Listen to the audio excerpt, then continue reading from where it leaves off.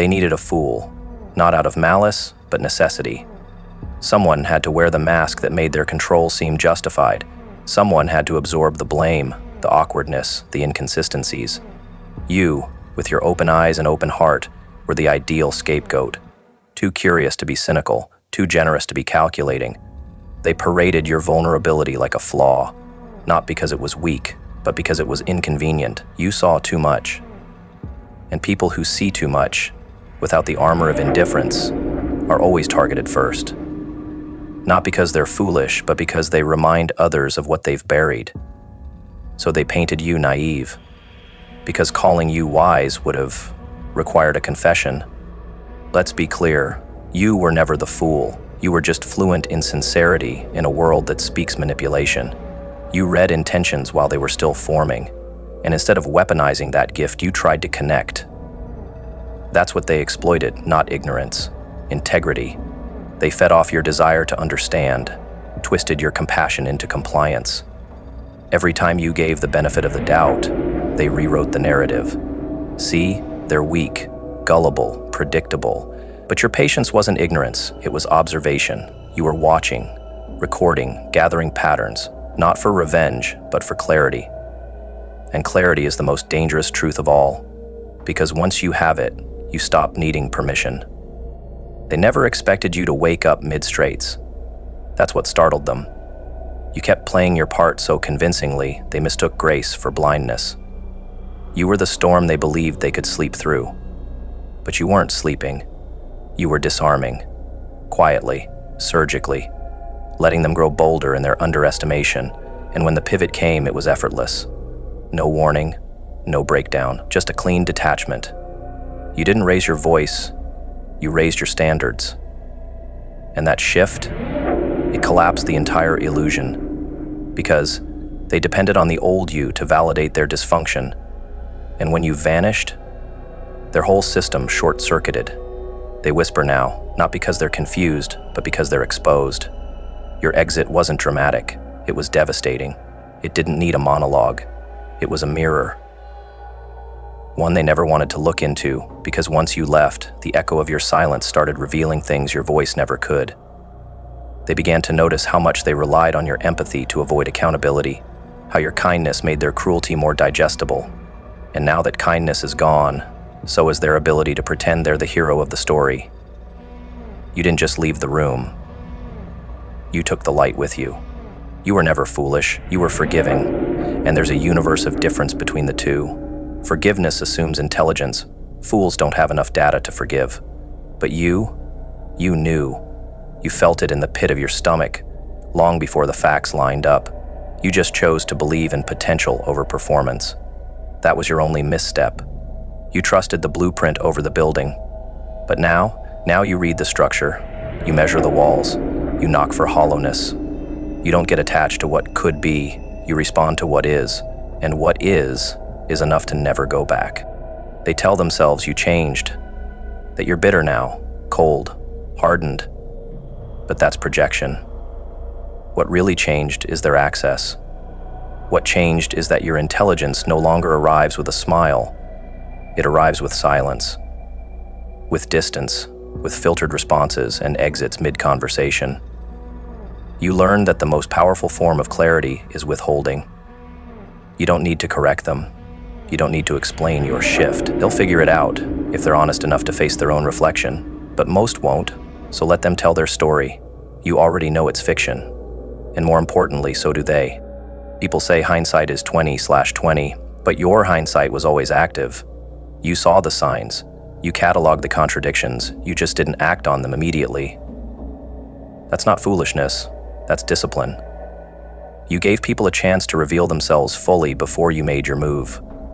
That's why your exits are clean, because they're not reactive, they're inevitable. You watched long enough to know how the movie ends, and when the climax came, you didn't scream, you didn't explain, you just walked out of the theater, mid-scene. And now they're stuck trying to finish a story without a main character. They want to remember you as emotional, impulsive. That makes them feel safer. But you weren't driven by emotion, you were driven by pattern recognition. You saw the loops, The rehearsed lines, the manipulative apologies that always arrived on cue. You watched the entire cycle from a bird's eye view, and when the repetition became a cage, you didn't rattle the bars. You disappeared. Now they're left performing for a ghost, one who no longer needs to clap to feel powerful. One who doesn't sit in the audience anymore because they've started directing their own film. Your intelligence was never the problem, your belief in people was. But belief is not blindness. You believed because you wanted to, not because you had to. And that's the power they'll never understand. The power of someone who chooses kindness, knowing full well it may not be returned. That's not foolishness, that's sovereignty. That's you saying, even if you lie, I won't. Even if you manipulate, I'll stay anchored. And when you finally pulled that anchor up, it wasn't to drift, it was to build your own island. One where peace doesn't need to be negotiated daily. They used your sincerity like scaffolding. Built their credibility atop your calm, stacked their narratives upon your soft-spoken grace, thinking you'd never move. But what they didn't understand was that you weren't static. You were simply still long enough for them to become dependent. You let them paint their identities beside you, knowing damn well your departure would collapse the illusion they were clinging to. And when you did leave, not with rage, but with that calm that rattles the bones, you didn't just remove yourself from the scene. You triggered an existential freefall. They don't miss your presence. They miss the stability they manufactured using your restraint. You were the gravity in a room full of helium-filled egos, and the moment you stepped out, they all floated into chaos. Now they call you cold because warmth, real warmth, feels like fire to those who've spent years under artificial light. There's something about the one they called foolish that now haunts them in every silent hour. They remember the things you forgave, the betrayals you absorbed, the countless times you understood instead of retaliated. And it doesn't sit right in their stomach, not anymore, because now they see it wasn't ignorance, it was strength, terrifying strength, the kind they didn't have, the kind that smiled in the face of insults, that listened with full awareness and let the storm pass instead of stopping it with force. And they can't undo that realization, because now every slight they inflicted returns to them like a boomerang they didn't expect to come back. You didn't weaponize your intelligence. They did. And now that you've withdrawn your empathy, they're stuck weaponizing their regret.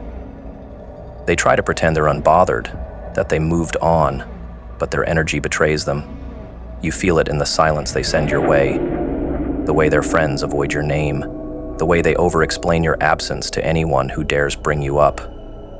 They're fighting a ghost they didn't think would linger. You didn't scream. You didn't post some theatrical closing statement.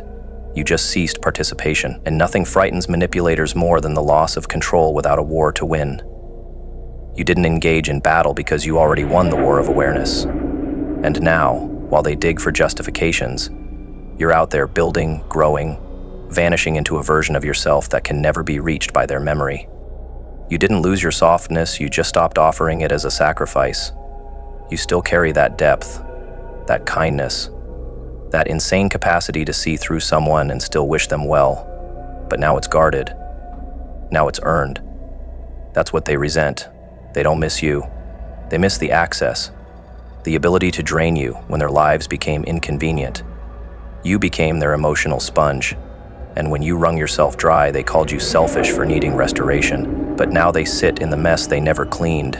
And you're miles away, untouched, undisturbed, reborn in silence and revenge, dressed as reinvention. There is no closure they can manufacture to quiet what you left behind. No revision that erases the feeling of being exposed by someone who said nothing. You didn't have to retaliate. You didn't need to correct the record, because you were never playing their game in the first place. That's what makes the silence so punishing, because your retreat wasn't retreat at all. It was redefinition. You took the version of yourself they abused and buried it beneath boundaries they'll never cross again. And every time they remember how they used to laugh at your patience, they'll feel it. The shift, the mirror, the truth. You were never the fool. You were simply the one who loved first, endured second, and evolved last. Which means you're the only one who still matters now. They remember how easy it was to dismiss your concerns, how quickly they brushed off your instincts as overthinking. You were the one who always asked the right questions, softly. And because you delivered truth gently, they assumed it lacked weight. But now, that same truth screams in their minds. The warnings they ignored, they're manifesting. The behaviors you flagged, they're unraveling publicly. The calm you brought, it's gone. And with it, their ability to hold anything together. That's the cost of underestimating someone who spoke truth without needing a spotlight. They forgot that restraint is the language of those with power. Now, they replay the moments they silenced you, trying to rewrite them in their heads, grasping for a version of the past that doesn't make them look small. But it's too late. You were never foolish. You were merciful, and the mercy has run dry. There's no performance in you now. That's the final insult they weren't prepared for.